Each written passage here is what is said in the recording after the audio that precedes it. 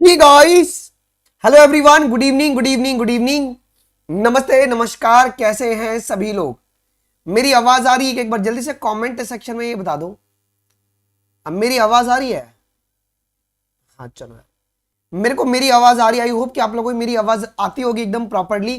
एक बार जरूर से इस वीडियो को आप लोग शेयर कर देंगे यार, है ना। ठीक है, आइए और आज अपन कवर कर देंगे, पूरा खत्म कर देंगे इस चैप्टर को यार। यार कुछ चैप्टर में ना अपने को 1 से 2 दिन लग सकता है। जो बड़ा चैप्टर है ना, उसमें अपने को एनसीईआरटी समझने से कुछ नहीं होगा, मतलब रीडिंग करने से कुछ नहीं होगा। एनसीईआरटी को समझना बहुत जरूरी है। 1-2 चैप्टर में अपने को लग सकता है 2 दिन 3 दिन लग सकता है।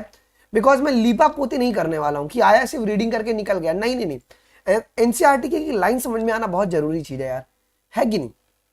That is our main task बच्चों। ये चैप्टर आज अपन खत्म कर देंगे। कल सुबह 10 बजे अपन इसकी प्रैक्टिस कर लेंगे और परसों हम लोग बिगिन करेंगे हमारी रेस्पिरेशन इन प्लांट्स को। मतलब इस चैप्टर का तुमको बादशाह बन जाना है। एक सवाल तुम्हारा पेपर में गलत ना हो, इसकी गारंटी मैं लूंगा। ठीक है, आइए जी। तो हम लोग इस सेशन को शुरू करने से पहले रिवीजन करा दूं क्या मैं, कि आपको कितना अच्छे से आता है। ओके, आपको कितना अच्छे से आता है मैं एक बार रिवीजन करा दूं बच्चों। Okay, I just have a short revision बच्चों। मैं एक बार रिवीजन आप लोग का करवा देता हूं जी। एक सेकंड रुक जाओ, कैमरा बड़ा अजीब सा लग रहा है यार। ना फाइन, हाँ थोड़ा सा अब मैं साफ लग रहा हूँ। चल आ जाओ जी। ये करवा दे। 2 आंसर रॉन्ग है जूलॉजी में। अविनाश ठीक है, बस देख लेते हैं। वैसे तो किसी का आया नहीं, इशू नहीं आया। ठीक है, मैं अविनाश देख लेता हूँ, विल सी। आ जाओ। पहले रिवीजन कर ले, हम लोग रिवीजन कर लेते हैं। चलो आइए बच्चों। नॉन साइक्लिक फोटो, पहले ये बताओ मुझे कि फोटोसिंथेसिस में कितना रिएक्शन चलता है। फोटोसिंथेसिस में कितने रिएक्शन चलते हैं? 2 रिएक्शन। एक को अपन कहते हैं लाइट रिएक्शन और दूसरे को हम लोग कहते हैं डार्क रिएक्शन। क्लियर है? ओके बच्चों, लाइट रिएक्शन के बारे में अगर हम बात करेंगे, ये कहां पे चल रहा है? ये थाइलाकॉइड या ग्रेना। ओके, और डार्क रिएक्शन जो है वह तुम्हारा स्ट्रोमा में चल रहा है। ये आपका स्ट्रोमा में चल रहा है। कोई दिक्कत बिल्कुल भी नहीं है। अब सुनो, ये now talk about the non cyclic photophosphorylation. Non cyclic कहां पे चलता है मुन्ना? ये चलता है आपका थाइलाकॉइड में। ठीक है, थाइलाकॉइड में चलता है। इससे कौन कौन से प्रोडक्ट बनते हैं? एटीपी और एनएडीपीएच। और यहां पर भी आप लोग लिख सकते हो कि लाइट रिएक्शन का जो प्रोडक्ट होता है ना, वो होता है एटीपी और एनएडीपीएच। क्लियर है? नॉन साइक्लिक में पीएस1 और पीएस2 क्या दोनों फंक्शनल है? क्या दोनों फंक्शनल है? Yes sir. आइए बेटा, पीएस2 से एक इवेंट होता है जिसका नाम है फोटोलिसिस ऑफ वाटर, जो कि एसोसिएटेड है। कोई दिक्कत यहां तक? Okay, photolysis of water. आ जाओ, यहां तक किसी को डाउट नहीं होगा। Let's talk about the cyclic photophosphorylation. Cyclic photophosphorylation बेटा ये कहां पर चल रहा है? तुम मुझे सिर्फ बोलो, मैं सिर्फ लिखूंगा। साइक्लिक कहां पे चल रहा है?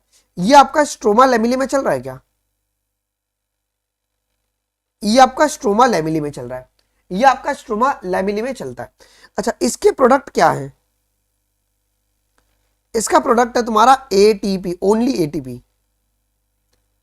Only ATP. ठीक है। अच्छा, और आपका ओनली पीएस1 आपका इन्वॉल्व है। ओके, पीएस2 आपका इसमें इन्वॉल्व नहीं होता है जी। क्या यहां पे किसी प्रकार का फोटोलिसिस होगा पानी का? तो बिल्कुल भी नहीं होगा जी। तो ये लाइट रिएक्शन के हमें प्रोडक्ट मिल गए हैं जी। कोई दिक्कत यहां तक? यहां तक किसी को दिक्कत? बिल्कुल भी डाउट यहां तक नहीं होना चाहिए। ठीक है, फिर मैं तुमको एक बार रिवाइज करवाता हूं कीमोऑस्मोटिक हाइपोथेसिस। या मतलब मेरे से अगर एक बच्चा पढ़ लिया ना एक बार, मैं तो ये एश्योरिटी देता हूं कि जिंदगी में कभी नहीं भूले। कीमोऑस्मोसिस हाइपोथेसिस। यार ये हाइपोथेसिस क्या बताता है? How ATP is formed, how ATP is formed. ATP तुम्हारा कैसे बनता है वो ये तुम्हारे पास बताता है जी। तो कीमोऑस्मोटिक हाइपोथेसिस ये कहता है कि there is a generation of what? Generation of electrochemical gradient या प्रोटॉन ग्रेडियंट बोलो। Generation of proton gradient. Okay, किसके बीच में, बिटवीन किसके बीच में बनता है? सो थाइलाकॉइड का जो ल्यूमन है, थाइलाकॉइड का जो ल्यूमन है, थाइलाकॉइड का ल्यूमन एंड स्ट्रोमा के बीच में। यार ल्यूमन में आपका हाइड्रोजन का कंसंट्रेशन कितने माध्यम से बढ़ता है? Okay, there is a two ways by which lumen में हाइड्रोजन कंसंट्रेशन जो है ना वो बढ़ रही है।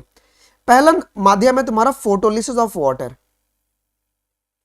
फोटोलिसिस ऑफ वाटर, जब पानी टूट रहा है तब तुम्हारे पास ल्यूमन में हाइड्रोजन एक्यूमुलेट हो रहा है।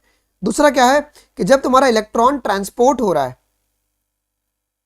तो हाइड्रोजन कैरियर जो है ना वो डंप कर दे रहे हैं इस तरीके से। अच्छा, और तुम्हारे पास क्या होता है जी मुन्ना, जब तुम्हारे पास रिडक्शन होगा NADP का NADPH में, क्या इस दौरान भी तुम्हारे पास हाइड्रोजन यूज होता है क्या जी? Hydrogen used from stroma. तो ये तीन रीजन की वजह से तुम्हारे पास ये प्रोटॉन ग्रेडियंट बन रहा है जी। बच्चों इसके बाद हम लोगों ने देखा था जी एटीपी सिंथेसिस के पास दो पार्ट होता है, एक होता है CF0 और एक होता है CF1। कॉन्फॉर्मेशनल चेंज में कौन जाएगा? CF1 जाएगा जी। CF0 क्या करेगा जी मुन्ना, ये तुम्हारे पास फैसिलिटेटेड डिफ्यूजन की तरह काम करता है। ये एक चैनल बनाएगा जिससे कि फैसिलिटेटेड डिफ्यूजन होगा। ओके, कॉन्फॉर्मेशनल चेंज में ये जाएगा जिसकी वजह से क्या होगा जी, ओके CF1 रोटेट करेगा और ADP और IP से तुम्हारा ATP का फॉर्मेशन होता है जी। कोई दिक्कत यहां तक? बिल्कुल भी नहीं होगा। चलो आ जाओ, let's talk about the Calvin cycle now. Calvin cycle के बारे में बात करते हैं। इसी का दूसरा नाम है C3 साइकिल। बेटा अब केल्विन साइकिल अगर हम बात करेंगे इन C3 प्लांट, पहले C3 प्लांट्स के बारे में बात करते हैं। Let's talk about the C3 plant. So C3 plant में केल्विन साइकिल कहां पे चल रहा है? केल्विन साइकिल तुम्हारा मीसोफिल सेल में चलता है, मीसोफिल सेल्स में चलता है जी। क्लियर है? केल्विन साइकिल मीसोफिल सेल्स में चलता है। आइए, अब प्राइमरी कार्बन डाइऑक्साइड एक्सेप्टर कौन है? ओके, क्या वो RUBP है? वो RUBP है। अब ये है 5 कार्बन। पहला प्रोडक्ट क्या बनता है जी? फर्स्ट स्टेबल प्रोडक्ट क्या बनेगा जी? 2 मॉलिक्यूल ऑफ 3 PGA। ओके, जो कि तुम्हारे पास 3 कार्बन कंटेनिंग होता है, उसके लिए इसको अपन 3 PGA लिख रहे हैं। डन है मुन्ना? अच्छा, अब एक कार्बन डाइऑक्साइड को फिक्स करने के लिए 3 ATP लग जाता है क्या, और 2 आपका NADPH लग जाता है। कोई दिक्कत बिल्कुल भी नहीं यार। भाई तुमको दिक्कत कैसे होगा यार? तो ये लोकेशन सिर्फ आपको याद रहना चाहिए। अब सुनो जी, अब यार इन C4 प्लांट, यार C4 प्लांट में ना इसी को हम लोग क्या कहते हैं मुन्ना, हैचन स्लैग पाथवे भी कहते हैं जी। C4 प्लांट में 2 सेल्स आपके इन्वॉल्व है। पहला जो सेल्स है आपका उसका नाम है मीसोफिल सेल्स। यार मीसोफिल सेल्स में क्या होता है जी? मीसोफिल सेल में तुम्हारे पास कार्बन डाइऑक्साइड को एक्सेप्ट किया जाएगा, और एक्सेप्टर कौन है यहां पे? वो है PEP, जो कि तुम्हारा 3 कार्बन कंटेनिंग होता है जी। और आपका स्टेबल प्रोडक्ट क्या बनेगा? वो बनेगा ऑक्सैलो एसिटिक एसिड, जो कि 4 कार्बन का है। ठीक है, यहां पर एंजाइम जो प्रेजेंट होता है वो होता है PEP केस। PEP केस जो है ना वो प्रेजेंट होगा, और क्या लैक करेगा? It will lack rubisco. Clear है? अच्छा, अब सुनो जी बच्चों, बंडल शीथ सेल में यहां पे क्या होता है? बंडल शीथ सेल में क्या होता है यार? यहां पे क्या होगा जी मुन्ना, यहां पे क्या होगा जी, केल्विन साइकिल चलता है यार। केल्विन साइकिल आपका चलता है बंडल शीथ सेल के अंदर, और यहां पे ना आपका रूबिस्को प्रेजेंट है। रूबिस्को आपका यहां पे प्रेजेंट होता है, और ये लैक करेगा तुम्हारा PEP केस। अच्छा, अब सुनो जी, एक कार्बन डाइऑक्साइड को फिक्स करने के लिए इनको 5 ATP लगता है और 2 NADPH लग जाता है जी। डन है? तो 5 to 1 करके तुम लोग इसको याद कर सकते हो जी। कोई डाउट है किसी को मुन्ना? क्या किसी को डाउट है यहां तक? हो गया, यही तो है यार। भाई पूरे फोटोसिंथेसिस की जान टॉपिक है ये, जो मैंने अभी बताया ना, ये पूरे फोटोसिंथेसिस की जान है भाई। इससे बाहर एक सवाल नहीं बनने वाला है तुम्हारा, खत्म हो चुका है। ओके यस, हाँ जी। आपका डी कार्बोक्सिलेशन यहीं पे देखने को मिलता है, क्या कहते हैं, बंडल शीट सेल में देखने को मिलता है। अभी हम लोग टॉपिक शुरू कर रहे हैं, फोटो रेस्पिरेशन शुरू करते हैं यार। किसको दिक्कत है यहां तक? कितने लोगों को याद हो गया है भाई? याद हो गया है कि हाँ सर ये सब पूरा हमें माजरा याद है, कैसे क्या इवेंट कैसे चल रहा है, एवरीथिंग ओके। चलो यार बच्चों, फोटो रेस्पिरेशन है ना, मैं सीधा एनसीईआरटी रीडिंग नहीं कराऊंगा, मैं पहले तुमको देसी भाषा में ना 5 मिनट में समझाता हूं, उसके बाद इसकी एनसीईआरटी रीडिंग कर लेते हैं। यार फोटो रेस्पिरेशन क्या होता है? फोटो रेस्पिरेशन क्या होता है यार बच्चों? नॉर्मली रेस्पिरेशन के बारे में तुम लोग जानते हो क्या? नॉर्मली, नॉर्मली रेस्पिरेशन क्या कहता है? अगर तुम नॉर्मली देखोगे तो रेस्पिरेशन में क्या होता है? रेस्पिरेशन का मतलब होता है कि जो ग्लूकोज है उसको ना तोड़ दिया जाए, किसके अंदर? कार्बन डाइऑक्साइड में और आपका वाटर में। यही नॉर्मली होता है क्या? नॉर्मली जो तुम्हारे पास रेस्पिरेशन होता है उसमें हम लोग ग्लूकोज को तोड़ते हैं और ये जो कार्बन डाइऑक्साइड है ना, ये आपका एटमॉस्फेयर में लॉस हो जाता है जी, ये लॉस होता है। ओके हाँ ठीक है। चलो आइए जी, तो यही है यार, अब तुमको ना रिवीजन करने में बहुत आसान लगेगा।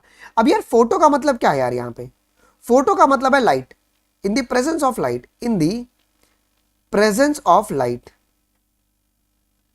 लाइट के प्रेजेंस में, लाइट के प्रेजेंस में ना हम लोग कार्बन डाइऑक्साइड को क्या करने वाले? लॉस करवाने वाले हैं जी, loss of carbon dioxide, loss of carbon dioxide. क्या बोल रहे हो गुरु? यही है फोटो रेस्पिरेशन। फोटो रेस्पिरेशन का मतलब होता है क्या कि लाइट के प्रेजेंस में कार्बन डाइऑक्साइड को कैसे लॉस करवाया जाए, ठीक है। और ये तुम्हारा एक वेस्टफुल प्रोसेस होता है बच्चों, ये तुम्हारा एक वेस्टफुल प्रोसेस होता है, वेस्टफुल प्रोसेस है जो कि ओनली C3 प्लांट्स में चलता है। ये C4 प्लांट में कभी भी नहीं चलता, बिकॉज C4 प्लांट में ऑलरेडी टेम्परेचर बहुत ही ज्यादा रहता है जी।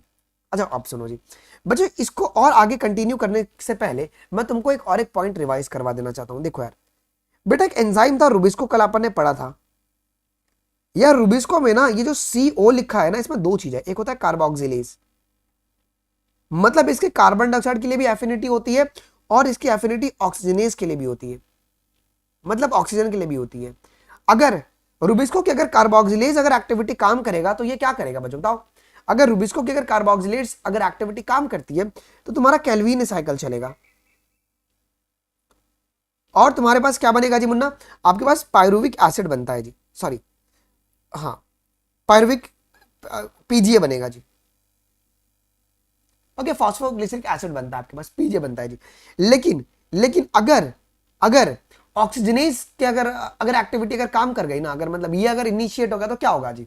अब क्या होगा जी? अब क्या होगा जी मुन्ना? अब यहां पे ऑक्सीजनेशन चलेगा, अब चलेगा ऑक्सीजनेशन चलेगा और ये एंटर कर गया किसके अंदर जी मुन्ना? ये एंटर कर गया अभी तुम्हारे पास फोटो रेस्पिरेशन के अंदर। अब ये होता क्यों है यार? तुम्हारे मन में सवाल आ रहा है कि सर होता क्यों है? देखो हमने क्या बोला, कल बताया था कि जो रुबिस्को है इसकी एफिनिटी किसके लिए बहुत ज्यादा है? इसकी सबसे ज्यादा एफिनिटी किसके लिए है? For carbon dioxide. भाई कार्बन डाइऑक्साइड के लिए एफिनिटी बहुत ज्यादा है, लेकिन अगर एटमॉस्फेयर में कार्बन डाइऑक्साइड कम है, अगर ऑक्सीजन ज्यादा है ना, तो ये जो रुबिस्को है ना, ये ऑक्सीजनेज की एक्टिविटी शो करके ऑक्सीजनेशन शो करने लगेगी। क्लियर है? क्लियर है? ओके तो अगर आपको याद हो तो C3 प्लांट में क्या हो रहा था? C3 प्लांट में क्या हो रहा था जी कि मेरे पास RuBP plus carbon dioxide, Rubisco की कौन सी एक्टिविटी काम कर रही थी? कार्बोक्सिलेज एक्टिविटी काम कर रही थी क्या? कार्बोक्सिलेज। और वो क्या बना रहा था? वो तुम्हारे पास 2 मॉलिक्यूल ऑफ PGA बना रहा था, बना रहा था जी। और ये इंटर्न में आगे चल के शुगर बना रहा है, ये इंटर्न में आगे चल के शुगर बना रहा है। लेकिन मुन्ना अब देखो C3 प्लांट में ये पहला सिनेरियो, मतलब क्या कि अगर एक्सेप्टर तुम्हारा अगर कार्बन डाइऑक्साइड है तो तुम्हारे पास RuBP की कार्बोक्सिलेज एक्टिविटी चलेगी। लेकिन फोटो रेस्पिरेशन के केस में क्या होता है? फोटो रेस्पिरेशन के केस में क्या होता है? इन C3 प्लांट, C3 प्लांट में जब फोटो रेस्पिरेशन होगा ना, देखो देखो क्या चलता है यहां पे। अब तो RuBP तो रहेगा ही, लेकिन यहां पे कार्बन डाइऑक्साइड नहीं रहेगा, अब ऑक्सीजन आ जाएगा। अब बताओ रुबिस्को की कौन सी एक्टिविटी चलेगी? यहां पे ऑक्सीजनेशन चलेगी, ऑक्सीजनेशन एक्टिविटी चलेगी। तो ये PGA बनाएगा क्या? PGA नहीं बनाएगा। एक्चुअली में 2 मॉलिक्यूल अगर PGA बनेगा ना, तभी तुम्हारे पास शुगर बन सकता है। ये क्या करता है? एक मॉलिक्यूल PGA का बनाएगा, ये एक मॉलिक्यूल PGA का बनाएगा और क्या करता है? एक मॉलिक्यूल बनाता है तुम्हारे पास किसका? फॉस्फोग्लाइकोलेट का, फॉस्फोग्लाइकोलेट ग्लाइकोलेट का, और ये तुम्हारे पास 2 कार्बन है। डन मुन्ना। ओके, मतलब इसको इंटर्न में क्या करना पड़ेगा, मतलब अगर इसको शुगर बनाने का है तो इसको अपने फॉस्फोग्लाइकोलेट को तोड़ के पीजीए बनना पड़ेगा क्या, और यही तोड़ने के चक्कर में ना ये अपना एटीपी लॉस कर देता है।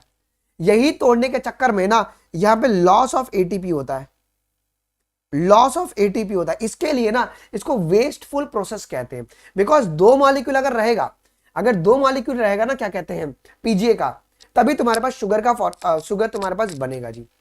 ठीक है, अब देखो यहां पे किसी प्रकार का एटीपी नहीं बनता, बल्कि एटीपी यूज हो रहा है। यहां पे ग्लूकोज बन रहा है क्या, ग्लूकोज नहीं बनता यहां पे। इसके लिए तुम्हारे पास वेस्टफुल प्रोसेस कहलाता है बच्चों। ओके, यहां तक किसी डाउट है।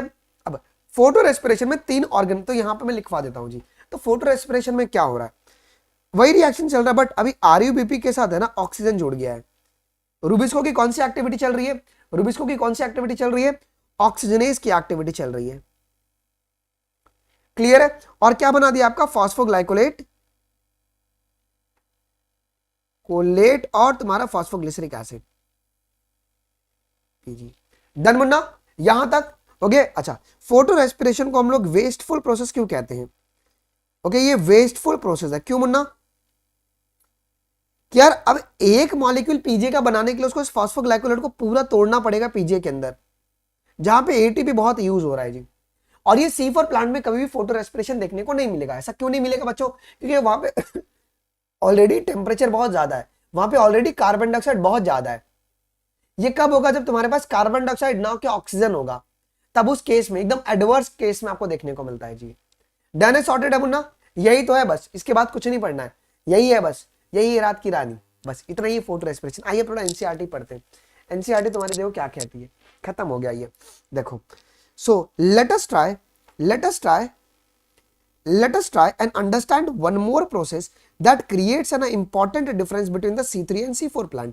और ये पेपर में आता है यार। ओके, C3 और C4 प्लांट के बीच में एक इंपॉर्टेंट डिफरेंस है फोटो रेस्पिरेशन का। अब फोटो रेस्पिरेशन टेक्स प्लेस इन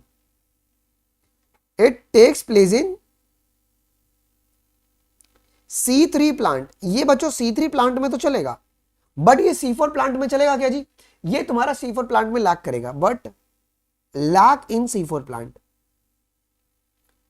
ये C4 प्लांट में आपका लैक करेगा। डर है बच्चों, चलो अब आगे सुनो जी। To understand photo respiration we need to know a little bit more about the first step of the Calvin pathway. देखो पहला स्टेप केल्विन पाथवे का क्या था मुन्ना, पहला स्टेप जो था केल्विन पाथवे, देखो मैं सब यहीं पे लिखते हुए चलूंगा। First step of kelvin pathway ये कहता है कि आरयूबीपी जो है वो कार्बन डाइऑक्साइड से मिलेगा और रूबिस्को की जो है कार्बोक्सिलेज एक्टिविटी चलेगी और तुम्हारा 2 मॉलिक्यूल ऑफ पीजीए बनेगा, 2 मॉलिक्यूल ऑफ पीजीए बन जाएगा। यही है क्या, ये देखो, तो वही बात लिखा है क्या कि the first carbon dioxide fixation step, this is the reaction where RuBP combines with the carbon dioxide. भाई नॉर्मल C3 प्लांट में क्या चल रहा था कि जो आरयूबीपी है वो किनसे कंबाइन कर रही है, वो कंबाइन कर रही है मुन्ना कार्बन डाइऑक्साइड से, और वो क्या फॉर्म कर रहा था, 2 मॉलिक्यूल्स ऑफ 3 PG, ये बन रहा था। ओके, और इनको कैटेलाइज कौन करा था, इसको कैटेलाइज करा था रूबिस्को, और रूबिस्को की कौन सी एक्टिविटी, इसकी कार्बोक्सिलेज एक्टिविटी, कार्बोक्सिलेज एक्टिविटी। यही था क्या, ये तुम्हारे पास केल्विन पाथवे है, केल्विन पाथवे। अब सुनो, अब यहां पे होगा खेला, अब होगा यहां पे खेला। अब रूबिस्को तुम्हारा मोस्ट अबंडेंट एंजाइम है क्या, कल ही मैंने आपको बताया था जी, rubisco is the most abundant enzyme in the world. अच्छा पता है क्यों, पूछो क्यों। Okay, do you wonder why, because अगर कोई तुमको ये पूछे ना कि रूबिस्को क्यों तुम्हारा अबंडेंट एंजाइम है, तो आप ये बोलना क्योंकि इसके पास कार्बोक्सिलेज की भी एक्टिविटी करता है ये, और ये ऑक्सीजनेशन की एक्टिविटी भी करता है। अगर वो मल्टी पर्पस अगर काम कर पाएगा तो कॉमन सी बात है उसकी डिमांड ज्यादा होगी या कम होगी, बोल भाई। अगर वो मल्टीपर्पस अगर वो काम करेगा तो डिमांड क्या होगी, ज्यादा होगी ना। इसके लिए रूबिस्को तुम्हारा मोस्ट अबंडेंट एंजाइम होता है। ओके, याद रखना। ओके, तो ये समझ यहां पे लिख लो, because it shows both carboxylase and oxygenation activity। इसके लिए ये तुम्हारे पास मोस्ट अबंडेंट होता है। कोई दिक्कत यहां तक? कोई दिक्कत बिल्कुल भी नहीं है जी। चलो आगे सुनो जी। Is characterised by the fact that its active site can bind to, अब सुनो कोस्का, जो रुबिस्को एंजाइम का जो एक्टिव साइट है, it can bind to the both carbon dioxide and oxygen, hence इसका नाम पड़ गया rubisco ribulose bisphosphate carboxylase and oxygenase. Okay आ जाओ जी। हाँ अब आगे सुनो जी। Can you think how this could be possible? अब ये कैसे पॉसिबल है यार? अब हमने क्या बताया कि जो रुबिस्को की मोर एफिनिटी किसके लिए बेटा? रुबिस्को की सबसे ज्यादा एफिनिटी किसके लिए? कार्बन डाइऑक्साइड के लिए। Rubisco has a much greater affinity for carbon dioxide. Okay okay, when the carbon dioxide और ऑक्सीजन इज नियरली इक्वल। मतलब क्या, अगर कार्बन डाइऑक्साइड और अगर ऑक्सीजन अगर इक्वल भी रहेगा ना, तो ये तुम्हारे पास किसको चुनेगा? कार्बन डाइऑक्साइड को ही चुनेगा। इसको कार्बन डाइऑक्साइड से बहुत प्यार है यार। मैं रघु, मैं तुमको ब्लॉक करवा दूंगा, प्लीज स्पैमिंग मत करो। हुआ है वो पूरा क्लास, वो रुको यार, मेरे को पहले ब्लॉक करने दो। देख लो ये लतखोरी है इनका। मैं ऑलरेडी उसका पूरा पढ़ा चुका हूं, वो तुमको नहीं मिल रहा है अभी, तुम देखो अब आंख से देखो।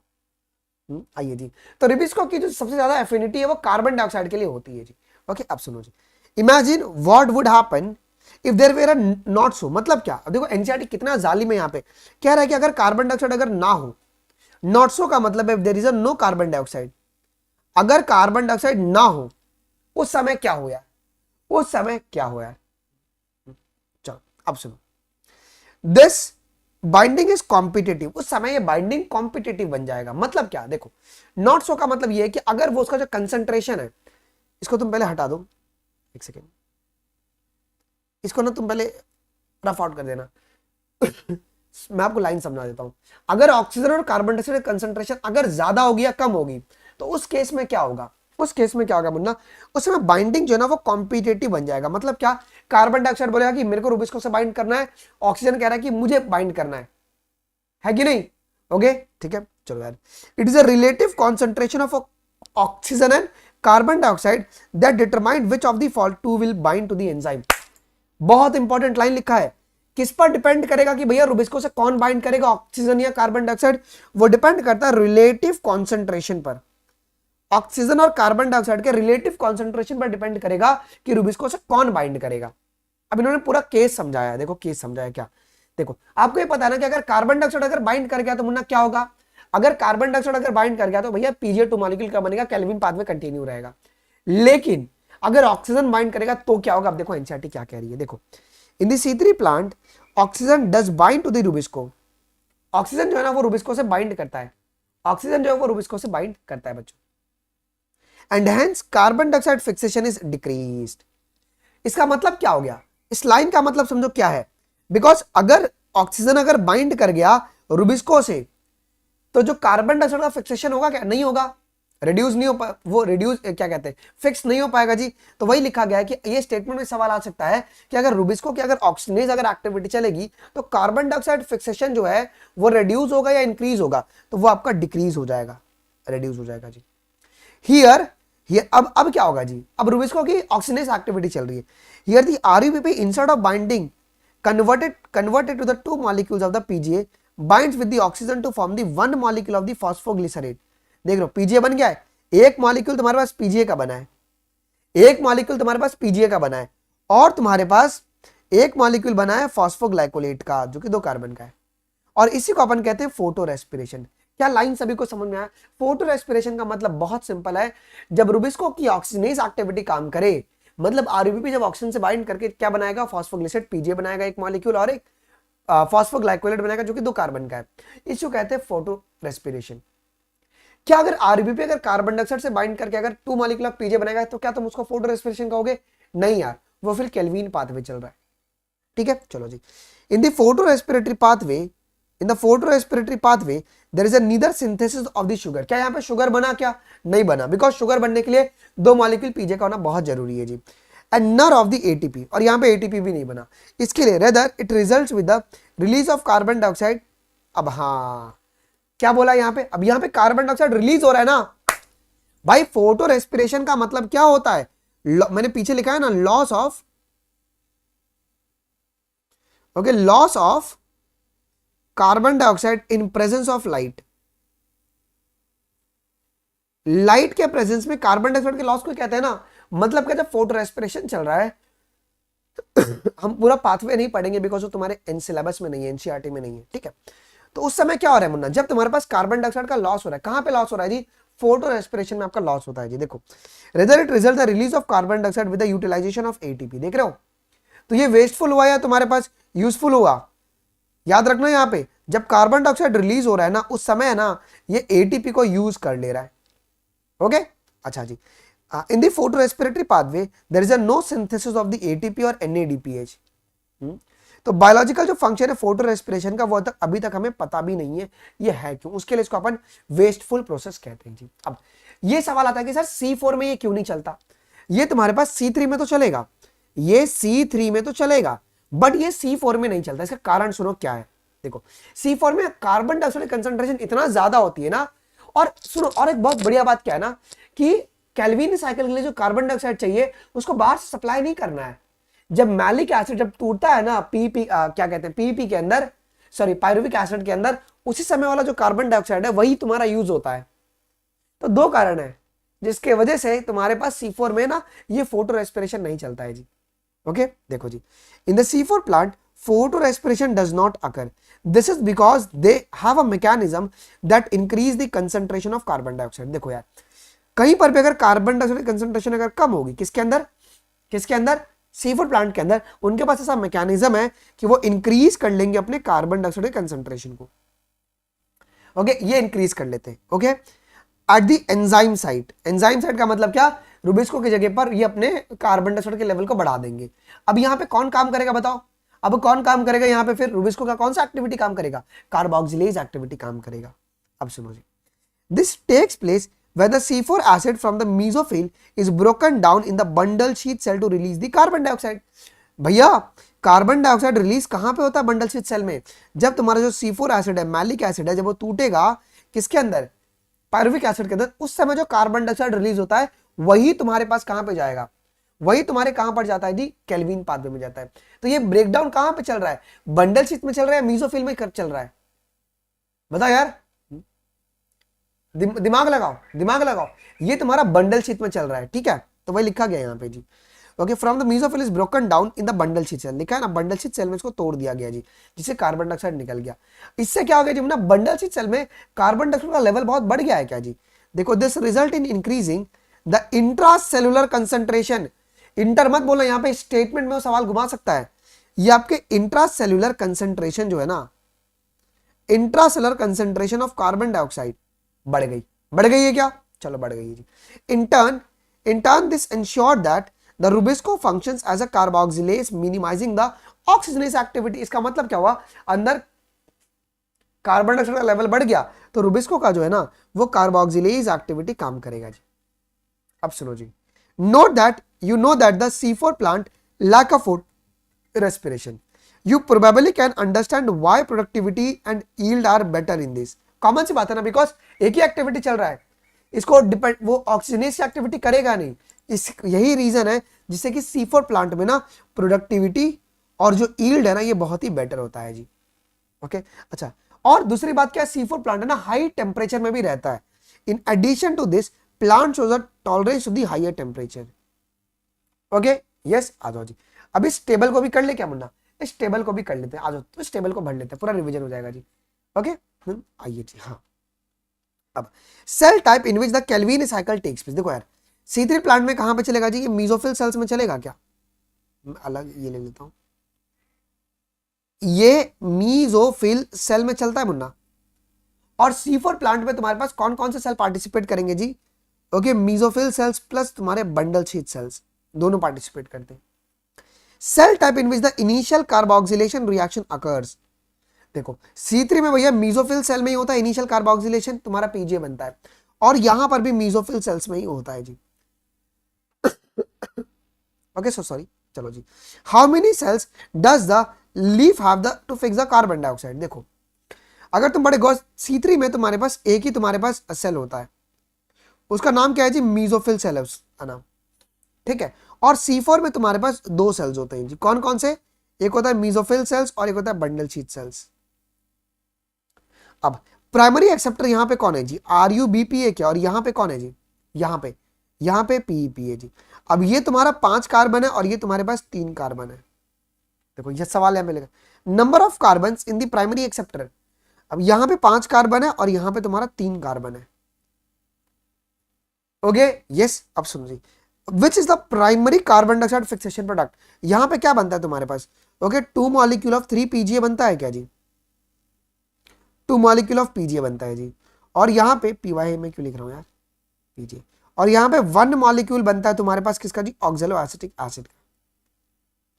ओके अब सुनो जी, number of carbon in the carbon dioxide fixation product is. अब देखो नंबर ऑफ कार्बन कितने लगे यहाँ पे, नंबर ऑफ कार्बन। अब यहां पे मजा आएगा, नंबर ऑफ कार्बन, ये तुम्हारे 5 कार्बन है, ठीक है, और ये तुम्हारे पास 3 कार्बन वाला है। क्या आप सवाल पूछा है, number of carbon in the primary carbon dioxide fixation product. अच्छा प्रोडक्ट पूछा है, सॉरी सॉरी सॉरी, प्रोडक्ट पूछा है, प्रोडक्ट में कितने हैं। तो यहां पे तुम्हारा 3 कार्बन होता है क्या, और पीजीए में तुम्हारे 4 कार्बन होते हैं, सॉरी ऑक्सैलो एसिटिक एसिड में पीजीए में तुम्हारे 3 कार्बन होते हैं क्या, और यहां पे तुम्हारा ऑक्सैलो एसिटिक एसिड में 4 कार्बन होता है, 3 और 4 होगा। ओके ओके यस, आइए जी, हाँ फैमिली में करा दूंगा लक्ष्मी, पहले ये कर लो यार। How does the plant have the rubisco, yes, और C4 में भी यस होता है। Does the plant have the PEPCase, no, C3 में नहीं होता बट तुम्हारा C4 में होता है जी, कहां पे, मेसोफिल सेल्स में। डन, अब सुनो आगे जी, which cells in the plants have the rubisco. अब यहां पे तो मेसोफिल सेल्स में होता है जी, और C4 प्लांट में बंडल शीट सेल में होता है। Carbon dioxide fixation under the high light condition. अब देखो यार ये तुम्हारे पास है ना, मतलब लाइट का जो कंडीशन रहेगा वो मीडियम रहना चाहिए, ज्यादा भी नहीं, ओके मीडियम, और ये आपका हाई लाइट इंटेंसिटी में भी काम कर सकता है जी। ओके अच्छा, whether photo respiration is present at the low light intensity, no, negligible, और यहां पे तो लैक करेगा। ओके अच्छा, क्या photorespiration high light intensity पर भी काम करेगा जी, ओके हाई लाइट इंटेंसिटी पर भी काम करेगा क्या जी, थोड़ा बताना। हाई लाइट पे, हाई इंटेंसिटी बोला गया यहां पे, तो यहां पे तुम देखोगे तो यहां पे तुम्हारे पास हो सकता है, हाई हो सकता है, ओके, और यहां पे तुम्हारा C4 में तो निग्लिजिबल होगा, बिकॉज C4 में तो होता ही नहीं है जी। चलिए जी, whether photo respiration would be present at the low carbon dioxide concentration, yes, तो यहां पे तो भैया हाई रहेगा, क्योंकि अगर कार्बन डाइऑक्साइड जिधर कम रहा उस समय तो फोटो रेस्पिरेशन तुम्हारा इनिशिएट हो जाएगा, है कि नहीं। ओके अच्छा अब सुनो जी, और यहां पे तुम्हारे पास निग्लिजिबल बोलो, C4 में ना निग्लिजिबल लिख ही दो पहले तुम। अच्छा बेटा, अगर high weather photo respiration would present at the high carbon dioxide, नहीं, निग्लिजिबल, निग्लिजिबल नहीं चलेगा ना, नहीं चलेगा, बिल्कुल भी नहीं चलेगा। अब ऑप्टिमम टेम्परेचर कितना लगता है बच्चों, ऑप्टिमम टेम्परेचर यहां पे कितना लगेगा जी, यहां पे 10 to 25 डिग्री सेंटीग्रेड पर तुम्हारे पास काम हो जाएगा, काम हो जाएगा, और यहां पे तुम्हारा 30 to 40 डिग्री, नहीं यार यहां पे तो अलग लिखा हुआ है, चलो एक काम करो, जो तुम्हारी एनसीईआरटी में लिखा है ना वही लिखते हैं, 20 से 25 डिग्री। एक सेकंड बच्चों, पता नहीं क्या हो रहा है, और ये तुम्हारे पास होगा, वो होगा 30 से लेके 40 डिग्री। डन, डन, ओके ठीक है, चलो कोई दिक्कत है यहां तक, यहां तक। अब तुम इसके एग्जांपल तो लिख ही सकते हो, इसके एग्जांपल लिख सकते हो कि नहीं लिख सकते हो, इसके एग्जांपल्स कौन कौन से प्लांट इसके एग्जांपल्स होंगे। C4 में तुम्हारे पास कौन आएगा जी, मेज और सोरगम आएगा, ओके तुम्हारे मेज आ जाएंगे, सोरगम आ गया, ठीक है, और C3 प्लांट का आप एक बार देख लो, ठीक है आ जाओ जी।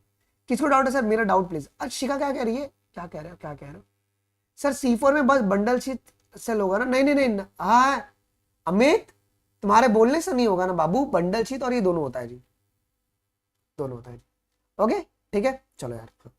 तो इसमें तुम्हारे पास लिख सकते हो इसको, आ जाओ जी। हाँ शुगर केन में डाल दो, मेज सोरगम शुगर केन डाल दो, यहाँ पे तुम्हारा शुगर केन भी आ सकता है, शुगर केन ऑल्सो कम। चलो यार, लो के बदले मीडियम क्यों, देखो यार नहीं नहीं नहीं, लो कार्बन डाइऑक्साइड कंसेंट्रेशन रहेगा तो किधर गया, weather photo respiration would be present at low. बेटा अगर लो, अगर कार्बन डाइऑक्साइड रहेगा ना, इसका मतलब क्या है कि उधर ऑक्सीजन बहुत ज्यादा है, तो फोटो रेस्पिरेशन होने की चांसेस बहुत बढ़ जाएगी ना, ये रीजन है जी। ओके ठीक है, चलो यार आ जाओ, let's study now next. Okay यार रोना दो, क्या रोते हो यार तुम लोग क्लास में आकर। ओके चलो यार, एक काम करो, यहां पे भी लिख लो C3 में तुम्हारे वीट और राइस, लिख लो। ओके डन, ओके यस, चलो जी आ जाइए। पहले क्वेश्चन में क्या दिक्कत है यार, मेघना तुम बड़ी कंफ्यूज हो यार, क्या क्या पूछा है कि भाई केल्विन साइकिल, अच्छा पहले सवाल में ना यही सवाल है क्या, ओके केल्विन साइकिल किस में होगा, तो माय बैड है, ये मेरी गलती है। केल्विन साइकिल भैया C3 प्लांट में तो मेसोफिल सेल में होगा, बट यहाँ पे तो बंडल शीथ सेल में होगा ना, मैंने आपको पढ़ाया है ना, मेरे को लगा ना कि मैंने ये पढ़ा नहीं ना केल्विन साइकिल, मेरे को ये लगा कि C3 प्लांट में कौन सा सेल इन्वॉल्व है और C4 प्लांट में कौन सा इन्वॉल्व है जी, मैंने ये पढ़ा। Okay my bad, fine, clear है। ओके आ जाओ जी, चलो ना फाइन, कोई दिक्कत है किसी को इस टेबल में, यस ओके ठीक है, ये पूरा दिक्कत हो गया,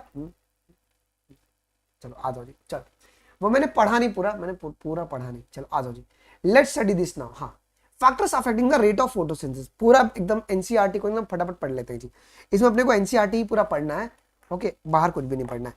सो कौन कौन से फैक्टर्स आपके अफेक्ट करते हैं फोटोसिंथेसिस को, an understanding of the factor that affect the photosynthesis is necessary। अब हमारे पास दो प्रकार के फैक्टर्स हो सकते हैं क्या जी, जो फोटोसिंथेसिस को आपके अफेक्ट करेंगे जी। स्वागत मैं तुमको ब्लॉक कर दूंगा, रुको यार इसको ब्लॉक करो पहले, यार मैंने बोला ना क्लास के बाद ही बात किया करो, पीडीएफ दो ये करोगे। ओके हाँ C3 में तुम्हारे लिख लो ना, तुम्हारे जितने एग्जांपल तुमको आ रहे हैं ना तुम सब लिख लो जी। आइए जी, an understanding of the factor that affect the photosynthesis is necessary। The rate of photosynthesis is very important in determining the yield। देखो जितना ज्यादा रेट होगा फोटोसिंथेसिस का, yield उतना ज्यादा होगा क्या जी, yield of the plant including the crop plants। Photosynthesis is under the influence of the several factors। अब ये फैक्टर्स दो प्रकार के हो सकते हैं, तुम्हारे इंटरनल फैक्टर्स भी हो सकते हैं क्या, और तुम्हारे एक्सटर्नल फैक्टर भी हो सकते हैं जी। इंटरनल में कौन कौन आएगा, जैसे कि साइज ऑफ लीफ यहाँ पे लिखा गया है, देखो द प्लांट फैक्टर, अब यहाँ पे देखो ब्रैकेट में इसने क्या लिखा है, बड़ा कातिल है तुम्हारी एनसीईआरटी, इंटरनल को ना ब्रैकेट में लिख दिया यहाँ पे प्लांट, और आगे ना क्या कह रहा है कि the plant factor, plant factor का मतलब क्या है यहाँ पे इंटरनल फैक्टर। अब इंटरनल फैक्टर में हम लोग किस किस के बारे में बात करने वाले हैं जी, किस किस के बारे में बात करने वाले हैं, सुनो जी। Internal factor includes number, size, age and the orientation of the leaves, mesophyll cells and chloroplast, internal carbon dioxide concentration and amount of chlorophyll. अब अगर तुम बड़े गौर से देखोगे, there is no discussion about bundle sheath cells, हम लोग bundle sheath sales के बारे में नहीं बात करते यहाँ पे। क्या हम लोग जब भी इंटरनल फैक्टर्स को स्टडी कर रहे हैं तो क्या हम लोग बंडल शीथ सेल्स को पढ़ेंगे, कभी भी नहीं पढ़ने वाले। ये सर तुमको ओनली C4 प्लांट में देखने को मिलेगा, ओनली C4 प्लांट्स, ये तुम्हारे इंटरनल फैक्टर में नहीं आएगा, ध्यान रखना ठीक है। अब सुनो जी, याद रहेगा यहां तक, याद रहेगा यहां तक। अब सुनो जी, अब दी प्लांट और इंटरनल फैक्टर्स, देखो यहां पे लिखा है ना कि प्लांट फैक्टर या तुम्हारा इंटरनल फैक्टर, ये डिपेंडेंट होता है, डिपेंडेंट है genetic predisposition and the growth of the plant पर। देखो यार, अगर वो प्लांट अगर एक ऐसा जीन कैरी कर रहा है जो कि डॉर्फ का जीन होगा, तो उसकी जो जनरेशन रहेगी आगे की वो भी डॉर्फ होगी क्या। अगर वो डॉर्फ, अगर होमोजाइगस डॉर्फ का अगर जीन उसकी 5 जनरेशन से अगर आ रही है और मेटिंग भी इसका डॉर्फ से ही हो रहा है, तो इसकी आने वाली पूरी जनरेशन डॉर्फ होगी क्या जी। तो इंटरनल फैक्टर में ना तुम्हारा जेनेटिक प्रीडिपोजिशन भी आता है, ओके ये सब आता है जी। ओके आइए जी, तो इससे अपने को काम नहीं है, हमको जिससे काम है ना वो है तुम्हारा एक्सटर्नल फैक्टर है जी। देखो external factor would include the availability of the sunlight. पहला क्या है जी मुन्ना, सनलाइट की कंसेंट्रेशन, बिकॉज सनलाइट अगर नहीं अगर पड़ेगा लीफ पर तो क्या फोटोसिंथेसिस होगा, नहीं होगा। दूसरा है टेम्परेचर, कुछ प्लांट ज्यादा टेम्परेचर को रिस्पॉन्ड करते हैं, कुछ प्लांट लो टेम्परेचर को रिस्पॉन्ड करते हैं। कार्बन डाइऑक्साइड कंसेंट्रेशन, भाई कार्बन डाइऑक्साइड होना बहुत जरूरी है क्या, बिना कार्बन डाइऑक्साइड के तुम्हारे पास फोटोसिंथेसिस नहीं होगा, बिकॉज ये रॉ मटेरियल है। एंड दी वाटर, पानी तो लगेगा ही लगेगा, बिकॉज रिएक्शन ही कहता है CO2 प्लस वाटर। अच्छा, as a plant photosynthesis all this factor will simultaneously affects its rate। अब यहां से ना एक ब्लैकमैन्स लॉ भी हम लोग को पढ़ना है जी, यहां से ब्लैकमैन्स लॉ भी हम लोग को पढ़ना है। देखो एनसीईआरटी क्या कह रही है बच्चों, ये सारे के सारे फैक्टर्स तुम्हारे लिए इंपॉर्टेंट है क्या फोटोसिंथेसिस के लिए। सनलाइट हो गया, टेम्परेचर हो गया, कार्बन डाइऑक्साइड हो गया, वाटर हो गया, ये चारों के चारों जो फैक्टर है वो इंपॉर्टेंट है क्या फोटोसिंथेसिस के लिए। अगर एक भी अगर फैक्टर में अगर ऊपर नीचे अगर होता है तो जो रेट है फोटोसिंथेसिस का ना वो अफेक्ट हो जाएगा,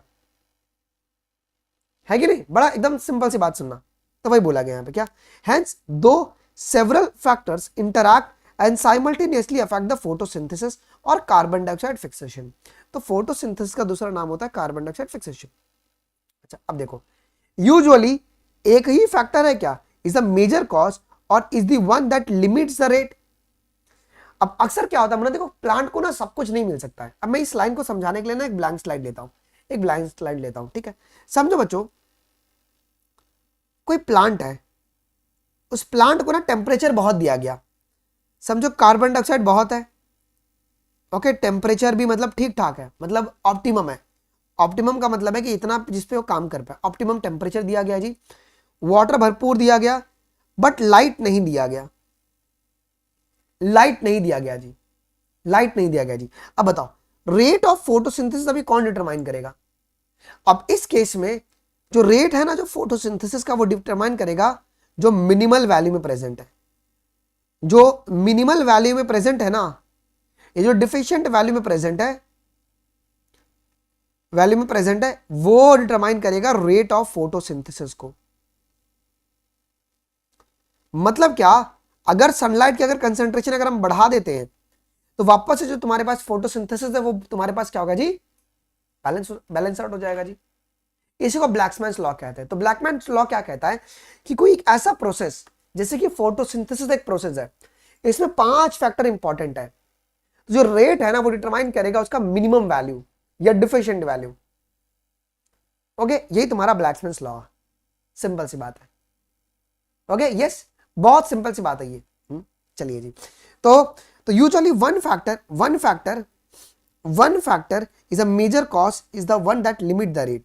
Hence at any point the rate will be determined by the factors available at the suboptimal level. याद रखना, हमने यहाँ पे ऑप्टिमल नहीं बोला, रेट को डिटरमाइन कैसे करेंगे जी, सब ऑप्टिमल लेवल पे, मतलब हमको ऑप्टिमल थोड़ा सा ऊपर ही लगेगा, बिकॉज ईल्ड चाहिए ना, अगर ज्यादा रहेगा तो ईल्ड ज्यादा मिलेगा हमको। ओके चलो अब सुनो, अब तुम्हारे पास ये क्या कहता है, काला आदमी क्या कहता है, काला ब्लैकमैन्स लॉ।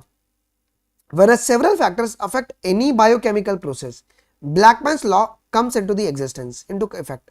अब Blackman's law जो है वो 1905 में दिया गया था।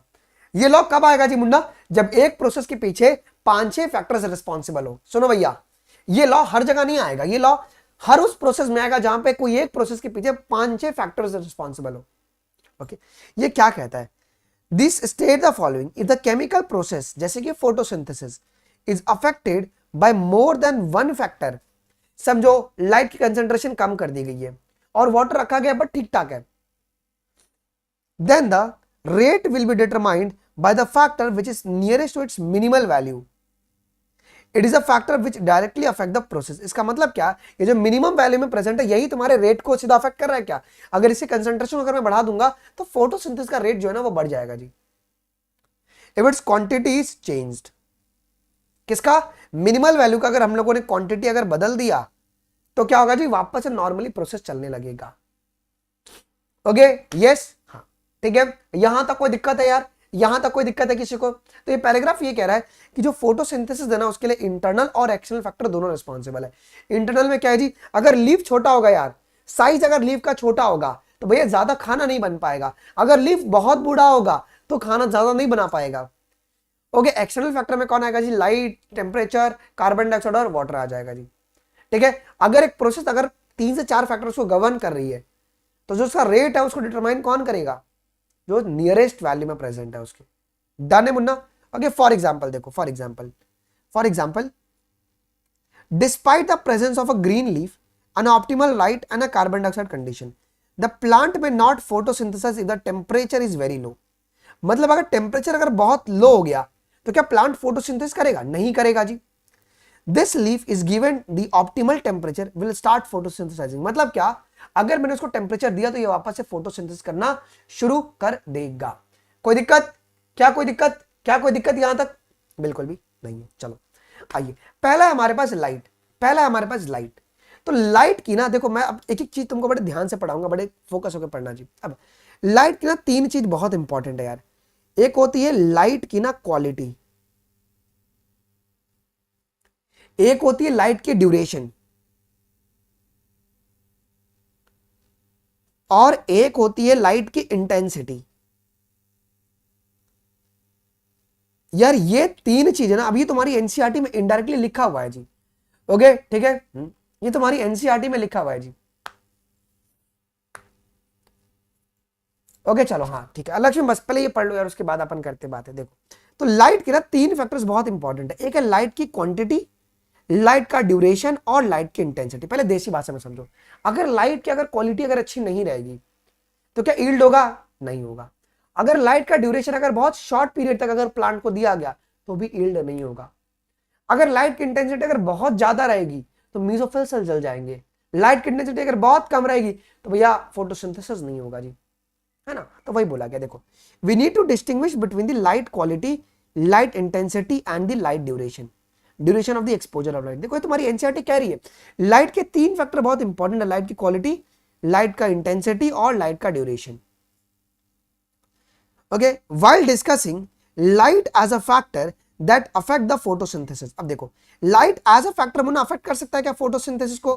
कभी समझो अगर लाइट तुम्हारे पास लाइट की इंटेंसिटी इतना सुटेबल नहीं है कि फोटोसिंथेसिस कर पाए तो लाइट क्या होगा? लिमिटिंग फैक्टर हो जाएगा उस केस में, होगा कि नहीं होगा? यस, और ये होता है यार। अब फॉर एग्जांपल समझो कि कभी बरसात हो गया, बरसात में सूरज देवता उगे ही नहीं, या सन आया भाई 10 मिनट था या 1 घंटा था, 6 घंटा था, निकल गया, उस टाइम क्या लाइट का ड्यूरेशन क्या हो गया? अब लाइट तुम्हारा लिमिटिंग फैक्टर बन जाएगा, उस केस में बन जाएगा। रटो मत, कंसेप्ट समझो बस यहाँ पे। ओके ठीक है, अब सुनो।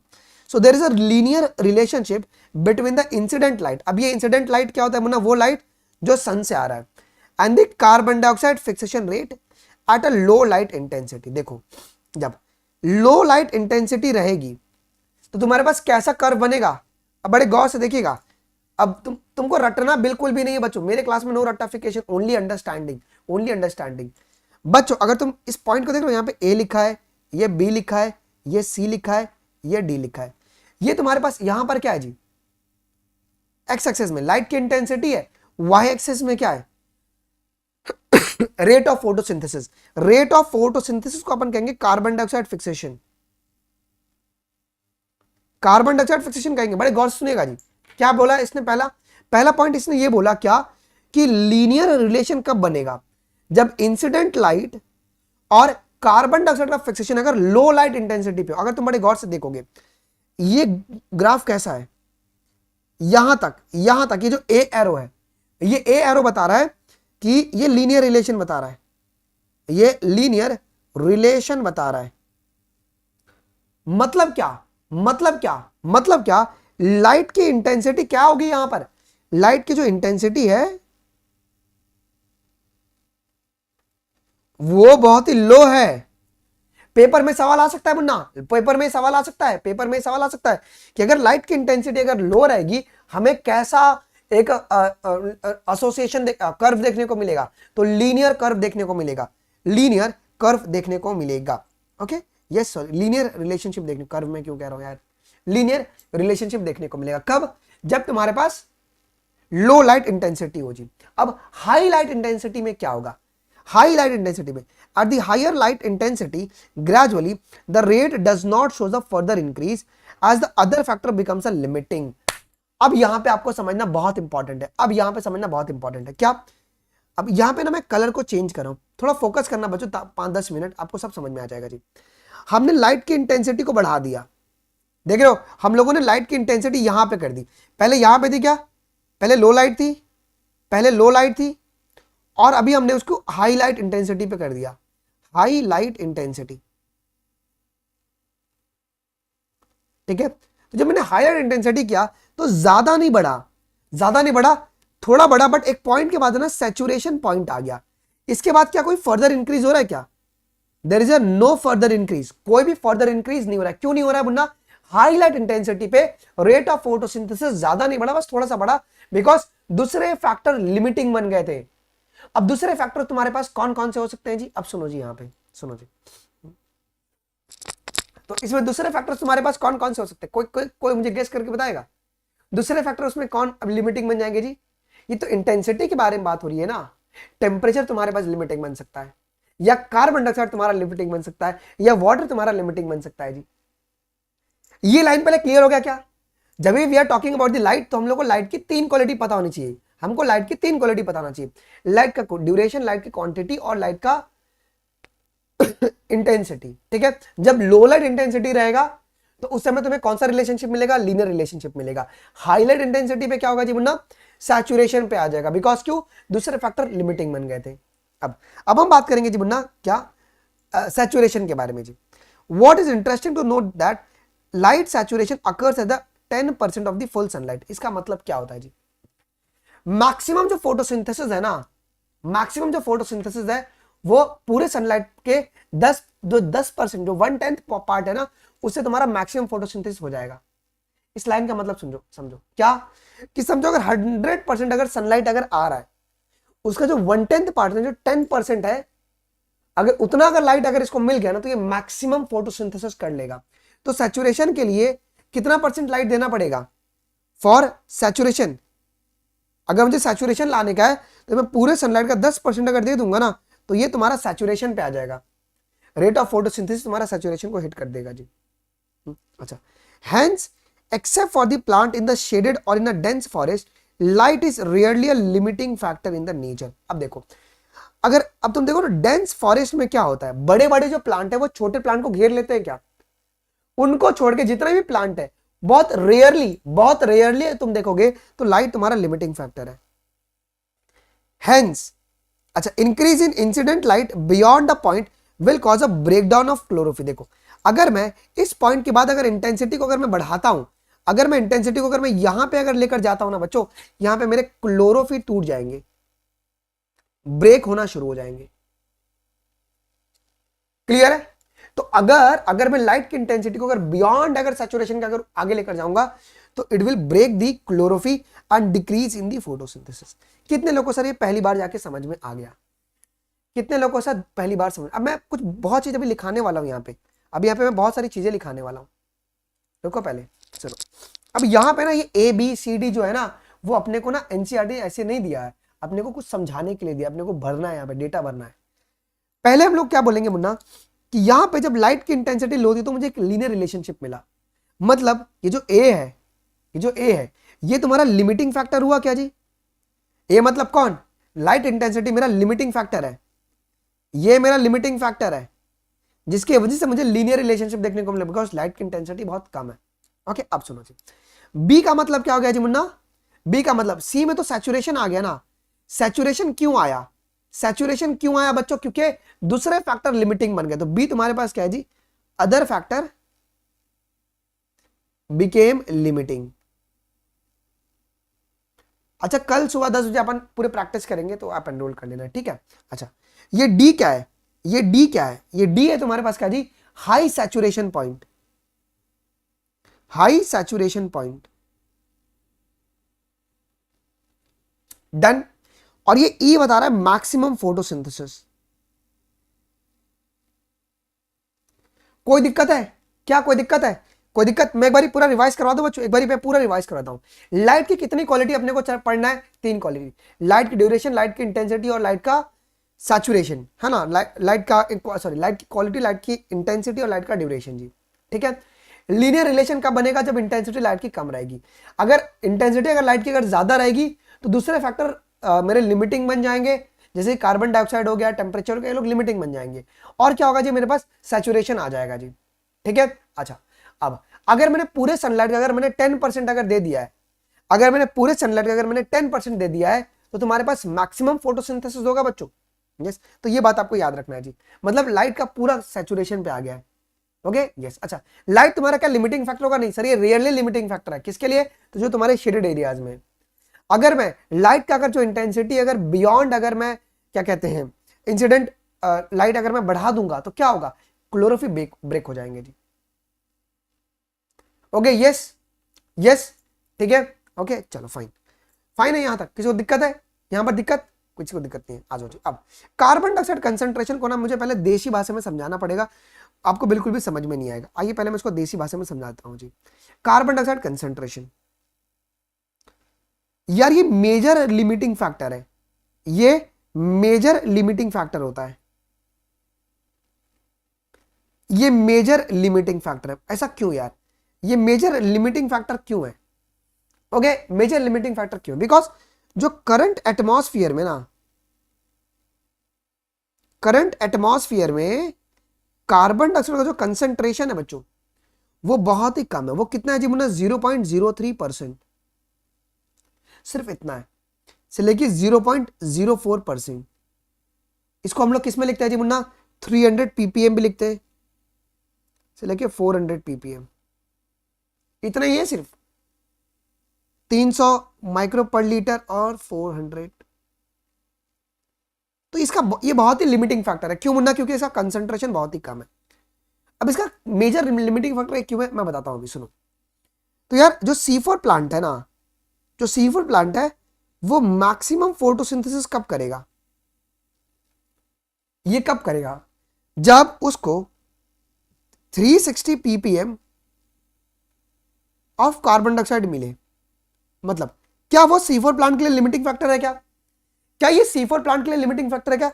तो C4 प्लांट ये कह रहा है कि भाई मैं मैक्सिमम फोटोसिंथेसिस तब करूंगा जब मेरे पास 360 ppm कार्बन डाइऑक्साइड का रहेगा तो, ठीक है। लेकिन C3 प्लांट क्या कहता है? C3 प्लांट ये कहता है कि मैं मैक्सिमम फोटोसिंथेसिस कब करूंगा? मैं कब करूंगा? मैं 450 ppm पर करूंगा कार्बन डाइऑक्साइड के। अब बताओ, अब बताओ, अब बताओ, बड़े बड़े बड़े दिमाग लगाना, बड़ा दिमाग लगाना यहां पर। ये कह रहा है कि भैया मैं 450 ppm पर है ना क्या करूंगा जी? मैक्सिमम फोटोसिंथेसिस करूंगा जी। अब किसके लिए? मतलब मैक्सिमम फोटोसिंथेसिस का मतलब है सैचुरेशन। सैचुरेशन अटेंड करने के लिए C4 कह रहा है कि भैया मैं 360 ppm पे ही अटेंड कर लूंगा। बट C3 क्या कहता है कि भैया मुझे 450 ppm लगेगा सैचुरेशन को अटेंड करने के लिए जी। क्लियर है? क्लियर है? ये समझो यार। तो लिमिटिंग फैक्टर किसके लिए हो गया? अब ये लिमिटिंग फैक्टर किसके लिए हो गया जी मुन्ना? ये C3 प्लांट के लिए लिमिटिंग फैक्टर हो गया है जी।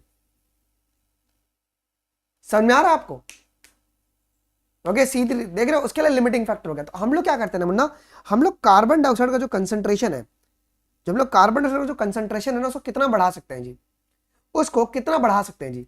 It can increase up to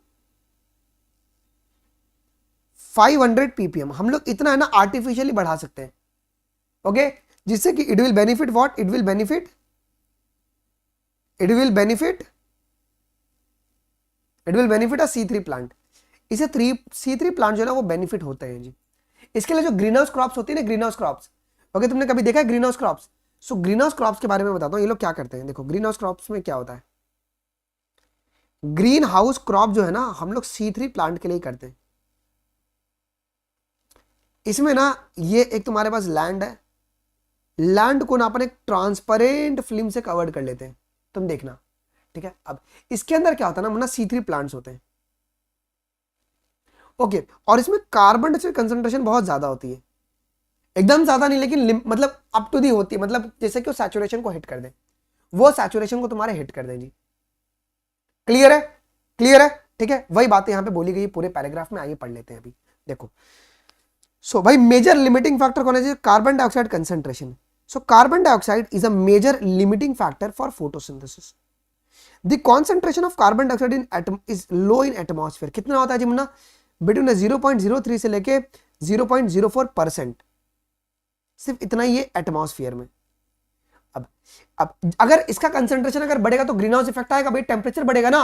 अगर कार्बन डाइऑक्साइड का लेवल अगर एटमॉस्फेयर में बढ़ता है, इसका मतलब है कि तुमको ग्लोबल वार्मिंग हो जाएगा, ग्लोबल वार्मिंग हो जाएगा, टेम्परेचर बहुत, गर्मी बहुत बढ़ जाएगी। देखो लिखा गया यहाँ पे क्या, increase in concentration up to 0.5% can cause an increase in the carbon dioxide fixation rate. अब देखो हम लोग है ना 0.05% तक है ना हम लोग CO2 के लेवल को बढ़ा सकते हैं, ओके, इसको बढ़ा सकते हैं सो दैट कि C3 प्लांट में फिक्सेशन करवा सकते हैं जी। Beyond this level can become a damaging over a longer period. उसके बाद है ना क्या होगा जी? ग्लोबल वार्मिंग हो जाएगा, global warming, global warming. Done? समझो, एक मिनट रुको यार, एक एक आया यार, इसको लवेरिया को मैंने निकालने दो यार। खुशी कर रहा है, कभी लक्ष्मी कर रहा है, इसके माँ का संस्कार यही है, नालायक, कलंक। ओके, यस, हाँ, चलो। अब C3 and C4 plant respond differently to the carbon dioxide concentration. अब at low light condition neither a group related to the high carbon dioxide concentration. अब देखो, अगर लाइट अगर बहुत कम रहेगा तो कोई भी रिस्पॉन्ड करेगा? नहीं करेगा ना, नहीं करेगा, कोई भी रिस्पॉन्ड नहीं करने वाला है भाई, क्योंकि हमको ऑप्टिमम तो चाहिए ही चाहिए जी। अच्छा, at high light intensity both C3 and C4 plant shows the increase in the rate of photosynthesis. मतलब लो लाइट इंटेंसिटी में भैया फोटोसिंथेसिस नहीं होगा, हाई लाइट इंटेंसिटी में तुम्हारे पास क्या होगा जी, चाहे वो C3 हो चाहे वो तुम्हारा C4 हो, दोनों में आपको फोटोसिंथेसिस देखने को मिलेगा जी। अब what is important to note that कि जो C4 प्लांट है ना, वो अपना सैचुरेशन का मतलब है मैक्सिमम फोटोसिंथेसिस जो है वो 360 माइक्रो पर लीटर। इसको तुम्हें ना 360 को ऐसे पढ़ सकते हो, 0.3% भी तुम पढ़ सकते हो, कंफ्यूज करने के लिए सिर्फ तुम्हारी एनसीईआरटी कहती है। तो यहाँ पे तुम बगल में लिख लो, यहाँ पे तुम एक चीज बगल में लिख लो, कोई दिक्कत तो नहीं है ना? अरे बस करो, बातें नहीं प्लीज बच्चों। 1 ppm is equal to 1 micro per litre, ठीक है? तो ये पर अगर मैं हटाऊंगा तो -1 हट जाएगा जी। तो C4 प्लांट में जो मैक्सिमम फोटोसिंथेसिस है वो 360 से लेके 360 पे शो करता है मैक्सिमम फोटोसिंथेसिस। लेकिन वाइल C3 जो है वो तुम्हारे पास सैचुरेशन शो करेगा किस पे जी, बियॉन्ड 450, बियॉन्ड 450 पे आके वो तुम्हारे पास सैचुरेशन शो करेगा जी। और हमारे एटमॉस्फेयर में कितना है जी, 0.03 से लेके 0.04। तो लिमिटिंग फैक्टर किसके लिए बन गया ये, तो C3 प्लांट के लिए बन गया। अब thus current availability of the carbon dioxide level is limiting to the C3 plant लिखा है। अब the fact that the C3 plant respond to the higher carbon dioxide concentration by showing the increased rate of photosynthesis leading to the higher productivity has been used for some greenhouse crops। अब देखो, हम लोग green house gases को use करते हैं, green house crops को, green house plants को हम लोग यूज करते हैं और C3 प्लांट के अंदर हम लोग कार्बन डाइऑक्साइड को फिक्स करवाते हैं। क्लियर है? सच एज अ टोमेटो हो गया या बेल पेपर हो गए, ठीक है? अब they are allowed to grow in the carbon dioxide enriched atmosphere that lead to the higher yield. कौन मुन्ना? तो C3 plant. They are allowed का मतलब है C3 प्लांट। किसी को डाउट है यहां तक? किसी को डाउट है? लास्ट अभी हमारा ये है, यहां तक मैं फिर से आपको एक्सप्लेन कर देता हूं। मेजर लिमिटिंग फैक्टर कौन है मुन्ना? मेजर लिमिटिंग फैक्टर कौन है? Carbon dioxide. क्यों? एटमॉस्फेयर में कार्बन डाइऑक्साइड बहुत ही कम है, 0.03 से लेके 0.04% तक ही होता है बस।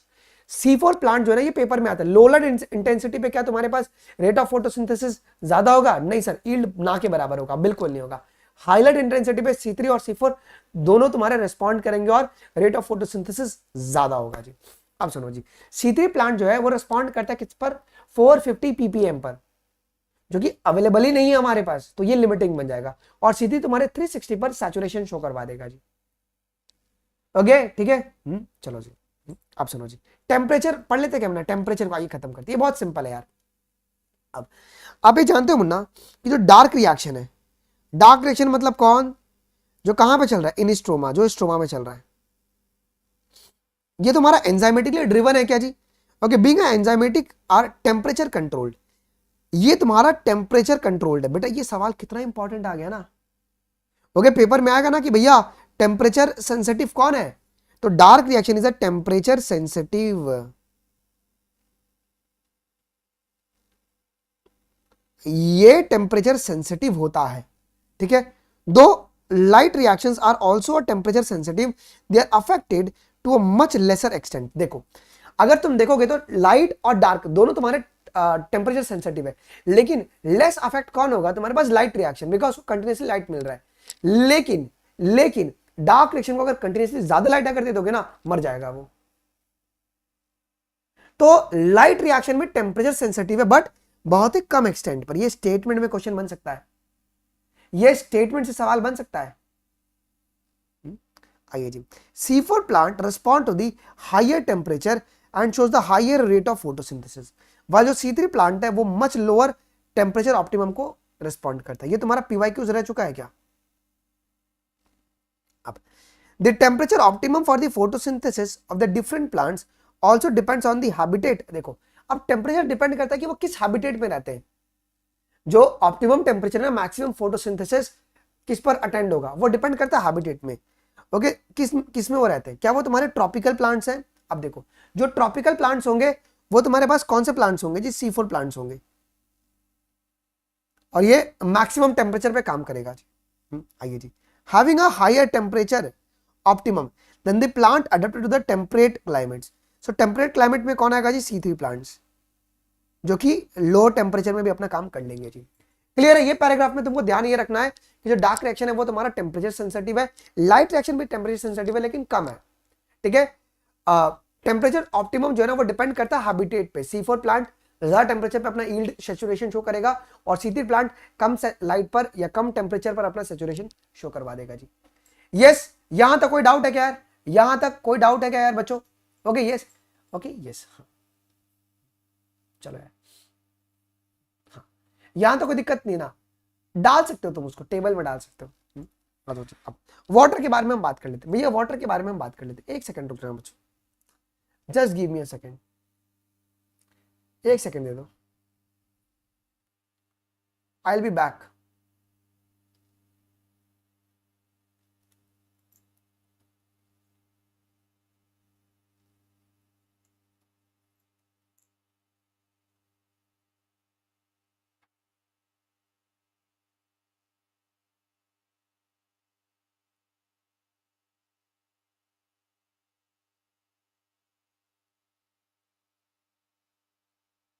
किसी को डाउट है? अरे यार ये क्या हो गया, ओह माय गॉड, ये नहीं, एक सेकंड रुक जाओ। कोई दिक्कत किसी को? कोई दिक्कत? अच्छा, एक चीज और है ना बच्चों, एक बारी ना इस टेबल को है ना मैं एक बारी जो आपके एग्जांपल्स है ना उसको एक बारी मैं देख ले रहा हूं यार। देखो वीट, यहां पे बच्चे डाउट पूछ रहे हैं, वीट, राइस, ओट हो गया या बैम्बू हो गया, पोटैटो हो गया, ये सब तुम्हारे क्या होंगे? ये सब तुम्हारे पास होंगे C3 प्लांट। मेज हो गया, सोरगम हो गया, शुगर केन हो गया, ये तुम्हारे पास क्या होंगे जी? C4 होंगे जी। क्लियर है? क्लियर है? क्लियर है? क्लियर है? कोई दिक्कत? कोई दिक्कत नहीं ना? चलो अब लास्ट टॉपिक है हमारे ना वाटर। ओके वाटर को खत्म कर ले, लास्ट टॉपिक है वाटर अपना, वाटर। हाँ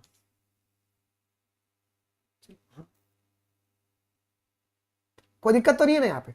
आइए टेम्प वाटर बातें प्लीज सर नमस्ते, अरे नमस्ते बस यार एक्सेप्ट कर लिया, और राम सिंह नमस्ते एक्सेप्ट कर लिया, मत करो स्पैमिंग मत करो। अब बच्चों वाटर तुम्हारे पास भी लिमिटिंग फैक्टर है जी, वाटर तुम्हारे पास भी लिमिटिंग फैक्टर, ये रेयरली लिमिटिंग फैक्टर होता है। तो पेपर में अगर कोई सवाल पूछे कि रेयरली लिमिटिंग फैक्टर कौन है, तो रेयरली लिमिटिंग फैक्टर होता है तुम्हारे पास लाइट और वाटर, ये भी तुम्हारा रेयरली लिमिटिंग फैक्टर है, रेयरली, ये रेयरली तुम्हारा लिमिटिंग फैक्टर होता है। देखो जी, even though the water is one of the reactant in the light reaction, the effect of water as a factor is a more through its effect on the plant, देखो rather than directly on the photosynthesis। Plant पर water का बहुत effect पड़ता है क्या जी? पड़ता है। yes।